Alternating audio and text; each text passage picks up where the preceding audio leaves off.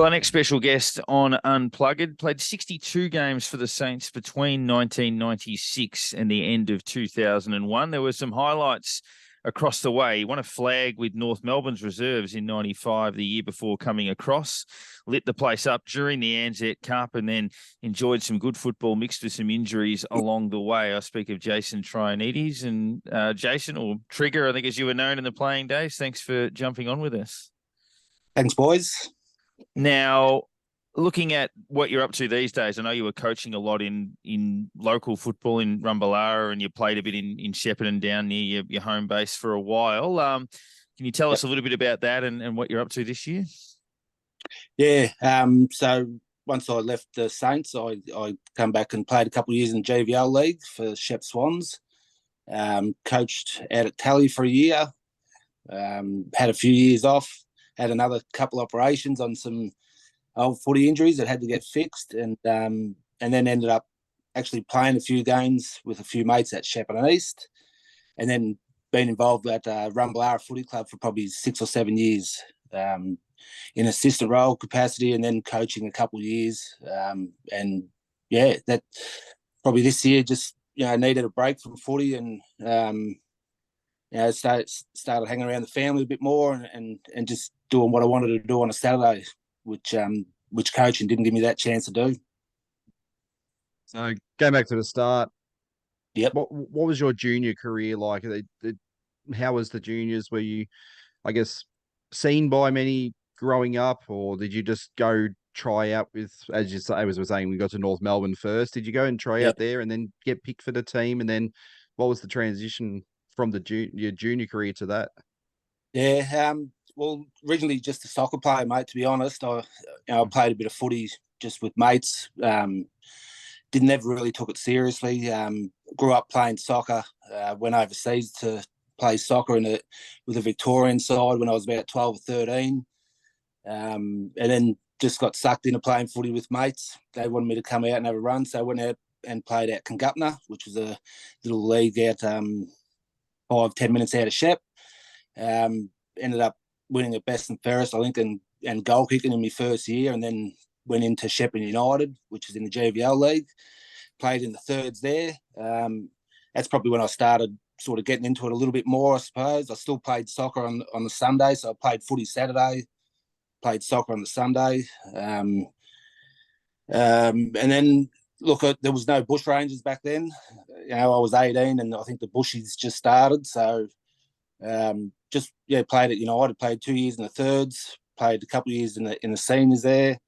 And Neville Sibbard, who was a North Melbourne recruiter, gave my club a call, and back then it was the old sup list, so there was no rookie list back then. It was pretty much just a top-up player. If the club had a few injuries, they'd ring some local boys, and I'd go up there and happened to play a couple of games at North. They'd ring up on a Thursday. I'd drive up there on a Saturday, play down there, then come back home and play soccer on the Sunday, and then just done that for a year or so. I think I played 13 or 14 games in the North Melbourne reserve side one year, and that was the year that we won the grand final. So I think after that grand final, I played a few good games, and North asked me to come back and do a pre-season. So moved up to Melbourne then. I always lived in Shep, even playing them 13 or 14 games. Moved up to North and lived with a few North Melbourne boys, done a full pre-season there, and then obviously got picked up by the Saints in the pre-season draft. As I understand it, you just got edged out by Peter Bell, was it, at North? And then what happened there with the Saints? Was it a phone call, or was it just your name read out and you're like, well, here we go? It's pretty weird. Obviously, back then, it wasn't televised or anything like that, the pre-season draft, but did a really good pre-season at North, and got the old skin folds down pretty low. Dennis was pretty hot on that sort of stuff, so had a really good pre-season and played a couple of really good practice games. I think they were looking for a little rover, so that they were a bit short on. I was probably more of a half-forward flanker or a winger, and they ended up getting Bally over for a couple of pre-season games just before the draft. And Dennis Pagan, who was obviously the senior coach back then, he he said, look, it's out to use two boys. Bally was obviously played at Fremantle, I think, for a couple of years before that. He was on a list. But Dennis sort of said, either way, he thought that I would be drafted by a footy club. And honestly, it didn't really bother me where I was. I just wanted to get on a list. Obviously, it would have been good to stay at North. They made the granny that year and won the granny, and I think another couple of years later won another one. So, I knew all the boys there. Was quite comfortable after doing a pre-season there. So, it was actually the day of the draft. I was sitting at home with the North. I was living in a house with 3 or 4 North Melbourne boys, and just listening to the radio to see if anything would come up. And it was before Port Adelaide Power come into the AFL. So I had the first phone call was from a Port Adelaide member, and he's sort of like, if you don't get drafted, would you consider coming over to Port Adelaide and play for the Port Adelaide Magpies with the chance of us signing you and getting the Port Power would be in the AFL the following year. So I think the AFL give the provisions that they could sign a couple of players up for the year before just to get the club going. So that was the first phone call I had. Someone from Port Adelaide sort of asked, and if nothing went my way, would you consider coming over there? And I was all for that as well. Then about 5 minutes later, he rang me back again and he said, I don't know if you've heard, but St Kilda have drafted you.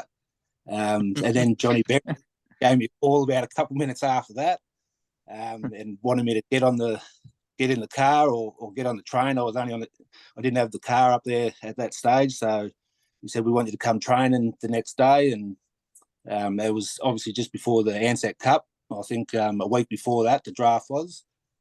So I jumped on the train from North Melbourne, went over to Moorabbin, got off the train at Moorabbin, walked down to Linton Street and walked into Moorabbin and started training. And that first week got picked to play in the first Ansett Cup game. I think Jason Daniels pulled out with an injury. So it just happened like that. It was, I think, my first couple of games in the Ansett Cup, I was still living with the North Melbourne boys. So weird little scenario how it all happened. Yeah, so it was a fair introduction to the club, I guess, because we go through and win the Ansett Cup and grand final at Waverley with 72,000 fans, I think it was, and the whole night that was. And that, how was the feeling with yourself and thinking, I've literally just stepped into this and this has happened, and how did you feel with that and then leading into the season proper? Yeah, it was pretty surreal, to be honest. I was honestly just a country boy from Shep, eating hot dogs and drinking Cokes before games, all that sort of stuff. And, and still playing me soccer. I remember playing the North Melbourne grand final and on the Saturday and winning that, and then going back home Saturday night and having a few drinks with some mates, and then rocking up on the Sunday was our grand final for the soccer. So played in the grand final then. We'd lost that one. And then obviously a few months later, wound up in the Saints and playing the grand final there, which was pretty special. Obviously a lot of history there with not winning a grand final for a long time or even being in one. So, I had mum and dad and all my mates were up there, and like I said, 70 or 80,000 there at Waverley for a pre-season game was pretty special. I remember the night really well.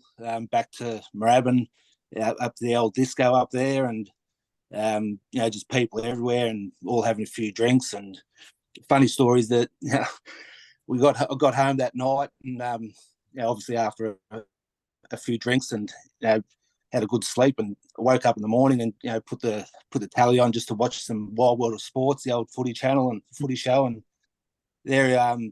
there's the team there, all the St Kilda boys, all my teammates are at the swimming pool. And I was just lying in bed, and I've turned home and I'm like, geez, I haven't gone to rehab here. What's going on here? My heart's just dropped. I've been there for 3 or 4 weeks, and I'm seeing Joey McLaren doing an interview, for What World of Sports, and I'm thinking, geez, has this happened last week, or have I missed it, or what's going on? I've rang Stan Els. Els is just like, oh, worry about it, son. It's just the start of your career, mate. Just make sure it don't happen again. So funny one. It was pretty surreal, mate. The whole thing was very surreal. You know, coming from, like I said, a country sort of footy club and not really thinking about playing AFL footy, and then just bang, getting straight into it, you know, playing straight away. I think I played the first 12 or 13 games that year, and then obviously dropped off a little bit. But yeah, unbelievable. You know, first year of footy, Stan Alves, you know, gave me a good chance, and first, you know, senior coach, and I couldn't have thanked him enough. Obviously, the soccer goal in the Ansett Cup Grand Final from 25, 30 metres out, possibly more. Obviously, I imagine that's just instinct given your background. So you take us through that, and then ironic that you made your AFL debut against North Melbourne in round one. Yeah, it was funny. Like, the goal was just instinct. Like I said, soccer was all I did. I probably wanted to be playing Liverpool. You know, that would have been my dream as a young fella. So things like that. You know, when the ball was there to be kicked off the ground, I'd usually have a crack. Sometimes it worked, sometimes it didn't. I'd definitely hear from it if it didn't work from the coaches. They'd bend over and pick the ball up, that sort of stuff. But yeah, very special. You know, and then obviously played my first game against North Melbourne, which is pretty ironic as well. You know, I reckon I played them over the years probably 7 or 8 times. Always had not bad games against them. Whether that was, you know, just the thought of, you know, they didn't pick me up sort of thing, and I'll show them sort of stuff. But always enjoyed playing against them, that's for sure. Just had a look then. You played 4 times, never beat them, unfortunately. So that was beat them. Is that right? No, never beat them. So that was a unfortunate part of that. Maybe in the so pre-season, I think you off, might have got him a couple of times. Yeah. Okay.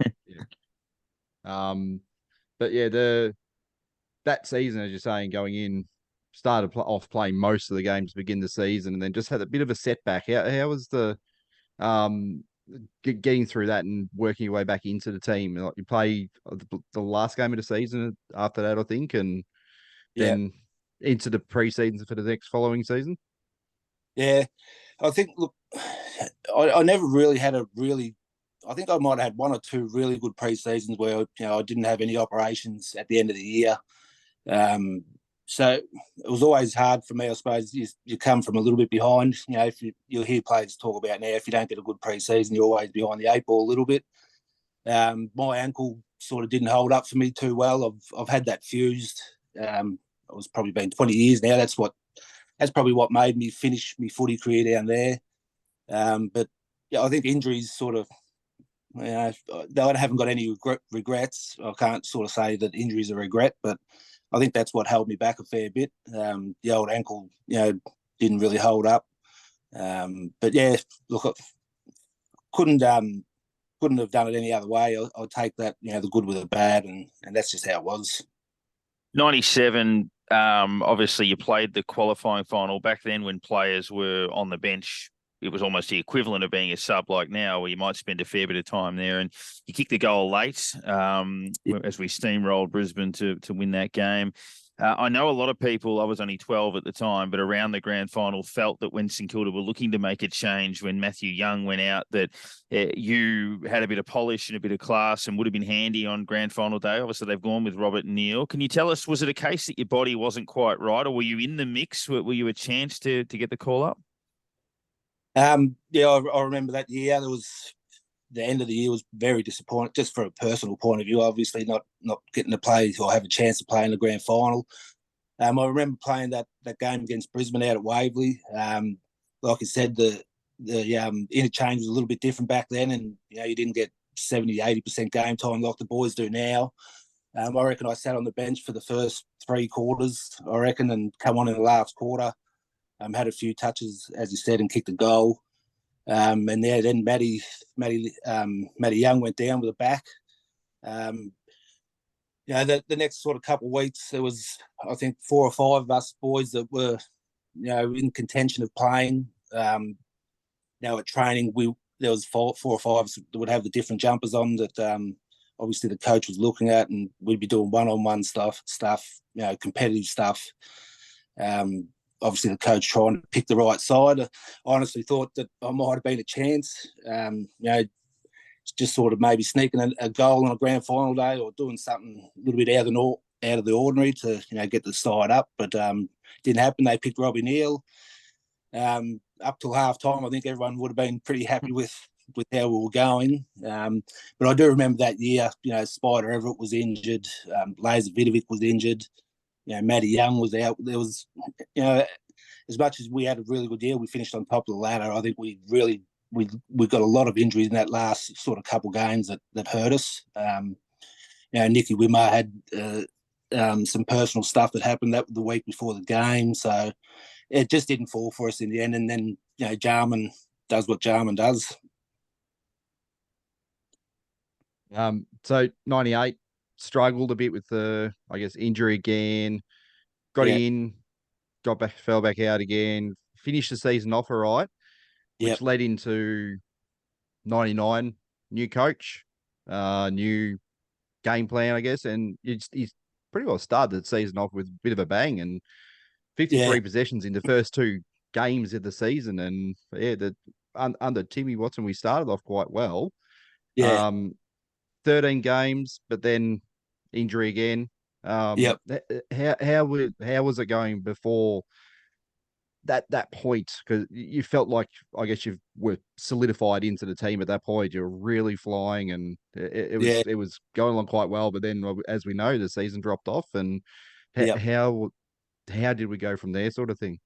Yeah, that I remember that year. Like Timmy Watson came. I think the year before I might have won the reserves best and fairest. I'm not 100% sure. I think I played like 8 or 9 games in the reserves, and I was an emergency for the senior side for a number of games. Just couldn't crack in there.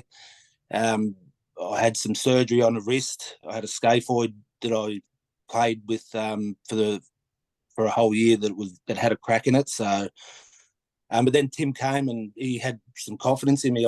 He just seen something in me and put a bit of time in me, and I had a really good pre-season.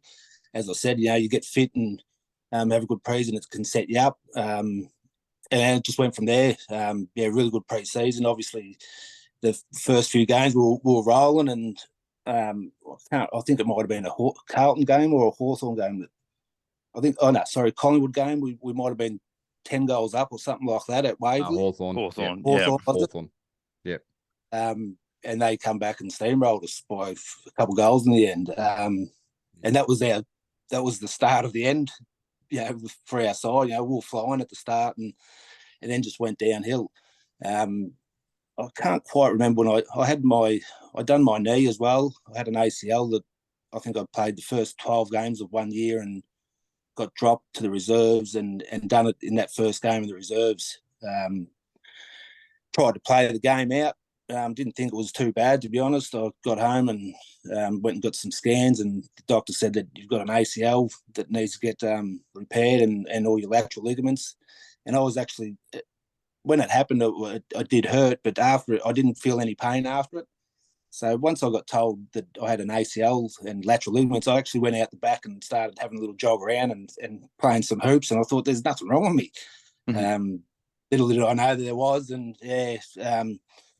pretty much got that done and then started the rehab. And, the boys had a Mexico trip that I was planning on going to that off season. So I didn't go to that. I just trained as much as I could. And I think I got back in about 7 months and started the next year playing some pre-season games. So, and I think that was probably one of my better years coming straight off my knee.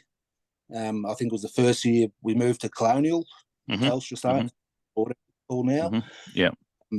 So had a few good games to get going there, and started playing a bit of a different role down the back line, which I enjoyed. A bit of running off, and I just always thought the forward line was. It's always been a hard position to play. I think if you're not kicking goals or if you're not setting stuff up, back then anyway, you'd be sitting on the bench. So tried to play a bit of a different role down the back line, and ended up moving into the midfield a little bit as well, which I think that's when I was getting a few touches that you were talking about, and just the fitness, mate. Get the fitness up, and you can move a lot better and get to more contests and all that sort of stuff. So that was always something that I had to work on. The skills I probably had the skills, but the fitness part was something that I really had to work on every year. Yeah, your possessions in your first 6 games back from the knee, 19, 21, 25, 21, 20, 24, 18 in the first 7. So, as you say, Yeah, settled into that role and was going very nicely in a side that was battling. Your last year was obviously a highly eventful year for St Kilda. Malcolm Blight's appointed seemingly out of nowhere amidst all the great fanfare. You kicked the last goal of the game in his first game, which seals the victory against the Dogs at Colonial. Then he's sacked. Grant Thomas comes in, and then you obviously with all of the injuries and the like. Was it? I think you called it a day about round 21-ish or thereabouts. Yeah, it's funny. It was I distinctly remember a game at Colonial Stadium back then. It might have been against North Melbourne, which is pretty ironic. But I remember going for a mark and just coming down on my ankle, which I'd had about 4 or 5 operations on. I felt something that wasn't right, and then it gave me grief for the rest of the year. I had to clean out halfway through that year, I think, and come back for maybe the last couple of games. But I had it in my head, mate, when I had the operation that I thought I was done. The doc said that I was going to have to get my ankle fused within a couple of years, and I was only 26, I think 25 or 26, so that would have been the end of the footy. So I sort of made my mind up in my head that this was going to be the last year. So yeah, I think I played the last couple of games. I think I might have got reported the last game actually, and copped 1 or 2 weeks for maybe striking Brett Kirk, I think. Yeah.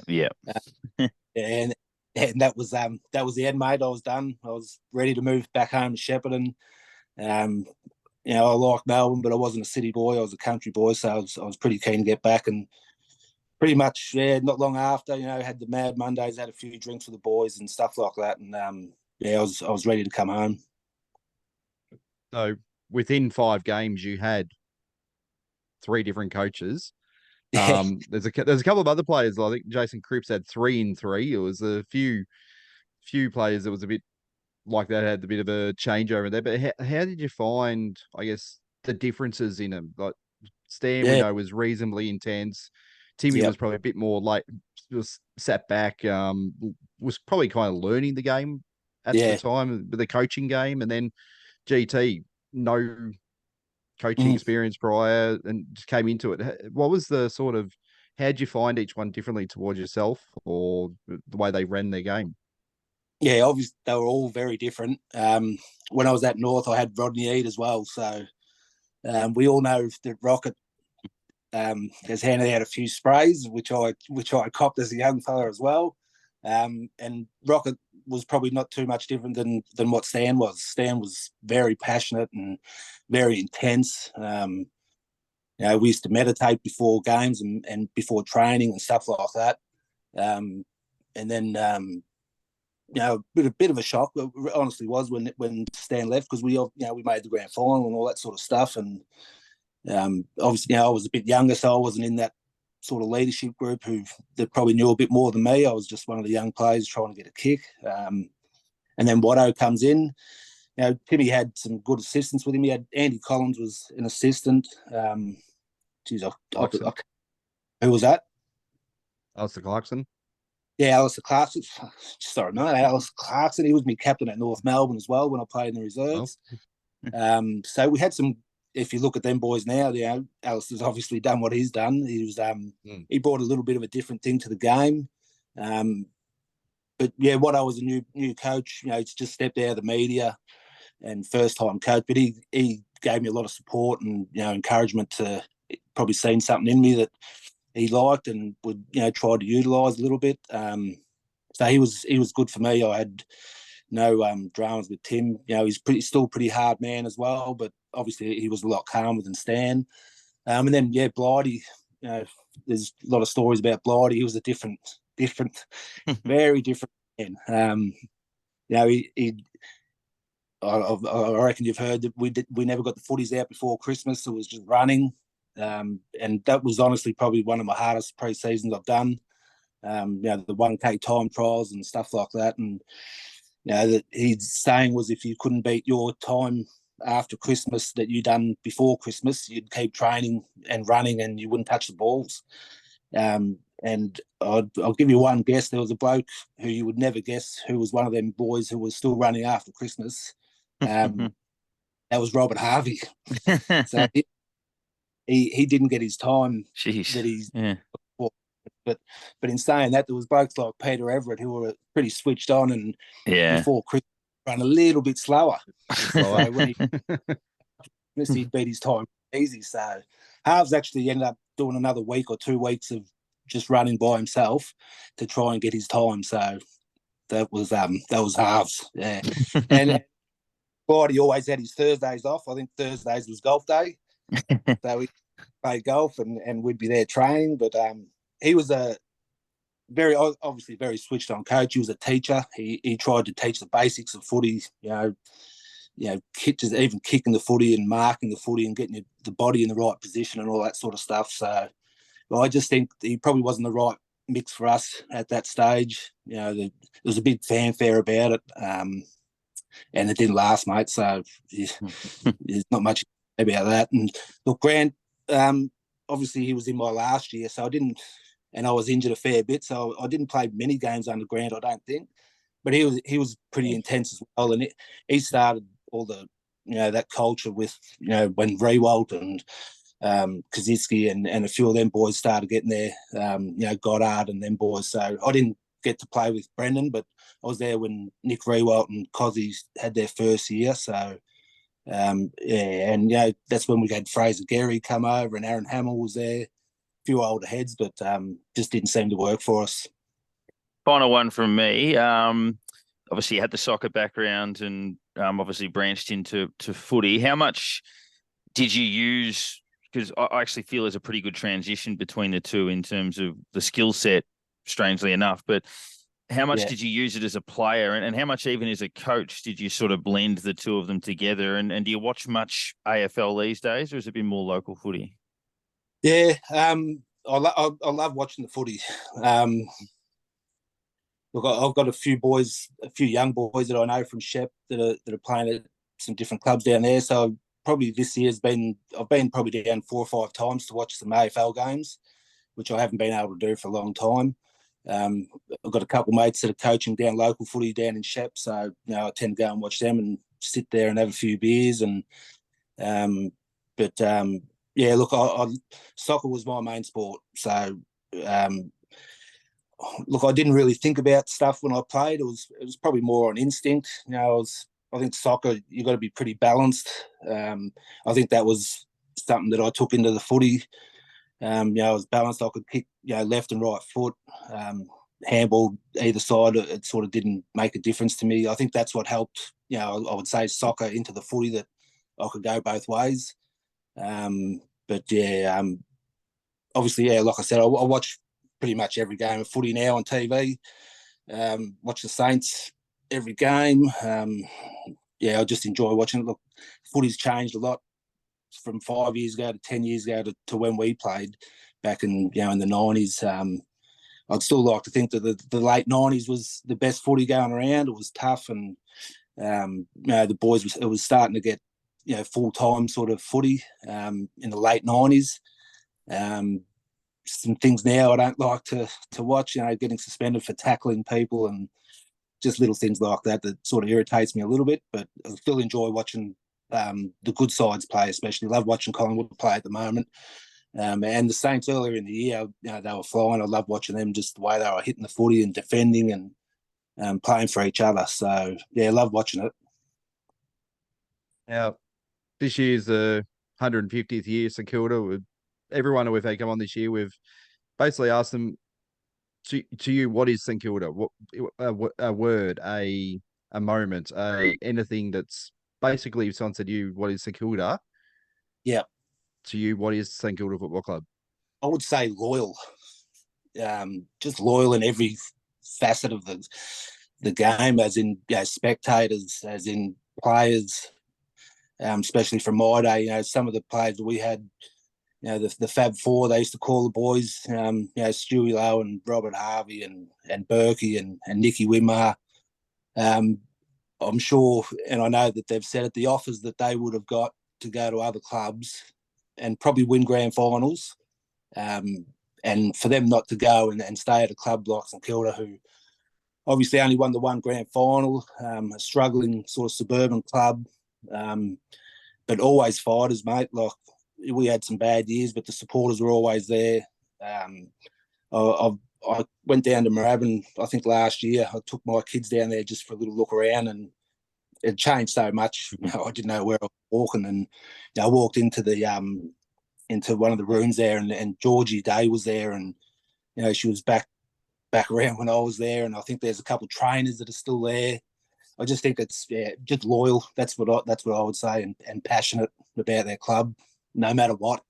They don't drop off like some Richmond supporters or the Carlton supporters, or clubs like that. They're there through the thick and thin. Which it was a great 6 or 7 years of my life down there for sure. And you gave plenty of great memories too, mate. Thank you for joining us. It's been great. As you say, a lot of our guests have probably channeled into that 90s period, so maybe subconsciously we think it's the best era of footy as well. But thanks for jumping on with us this week. No worries, boys. Thank you. Thanks for having me.